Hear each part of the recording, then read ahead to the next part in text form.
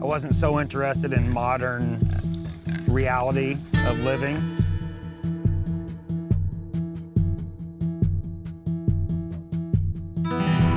I wake up in the morning and I go outside. I've done that ever since I was a kid. I still do it. I can't imagine doing anything else.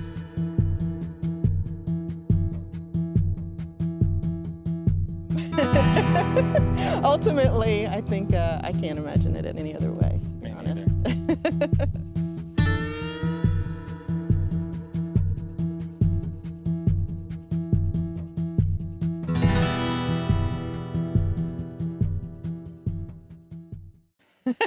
I'm Cliff Davis. I'm Jennifer Albanese. We are Pig and Leaf. We have a 50-acre site. We specialize in vegetables, mostly salad crops, cut flowers, and woodland pork. We fell in love with farming when we were in college, I guess for me. We started dating, and soon after we started dating, we found an organic farming apprenticeship in the town that we lived in. So we started doing that together, and I guess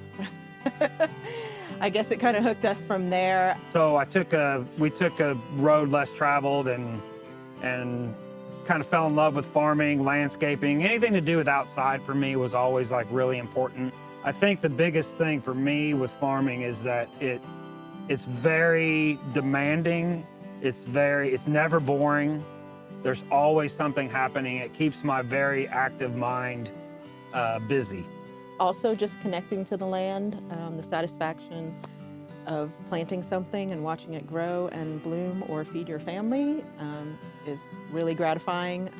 It's challenging, so you're always having to problem solve. Really, fundamentally, it's about spending time in nature and being able to eat good food and being able to do something together. Kind of all of those things together, it just kind of seemed like the right choice. I couldn't imagine him going and working a 9 to 5 or me leaving all day and not seeing each other, so. Yeah, that wasn't an option. It comes with its challenges working with your partner for sure and seeing them all day. Yeah, ultimately, I think I can't imagine it in any other way. Me neither. The land was ugly when we bought it. It was awful. We actually bought this land in 4 different purchases. Our original purchase was only 6 acres. We built all of our own shelters. We built our sheds. We built everything. There was no electricity out here. No electricity. Nothing. None of that. Yeah, so there was nothing here. So it was kind of, in a way, it was a blank canvas. So we were able to, kind of design it the way we wanted, which was a good thing. And it felt good to take it from being kind of a wasteland to kind of an ecological habitat, a productive farm system again. So. It's kind of an ecological utopia in a way, You just don't even see it, but everything you see has been planted or planned. How you live, why we live, what's important in life, the connections to each other, the connections to the land, those are all integrated within this philosophy of permaculture, within this lifestyle pattern of permaculture or ecological farming or practices. So we use ecology as our model to build our agriculture. Yeah, so like mimicking natural ecosystems and trying to figure out how to meet our needs as humans. Everything. Yeah. It's a whole systems design on how to live an ecologically based lifestyle. Exactly, yeah. So it's just conscious design, with environment as like your guiding principle there. So nature is our guide in these types of systems. And that's not a very easy thing to do. No. You're always wanting to advance. Farmers are never happy, ever. They're never happy. They're always wanting to advance. They always want things better. They always want the tomato in 5 days earlier. They always want the beds watered more. We're never fundamentally happy. But a good day is when things actually happen the correct way. People show up. You end the day going, wow, we got a lot done today. That's a good day. You expect to get sidetracked though, and you expect things to go. I mean, at this point, At this you point, know things are going to go wrong. Every year, there's some crops that are going to fail. all the time. And you better have a partner that can help you get over it, because it can really get you down. There's always something, always. Well, I think the biggest thing about Pig and Leaf is that we kind of strive for quality.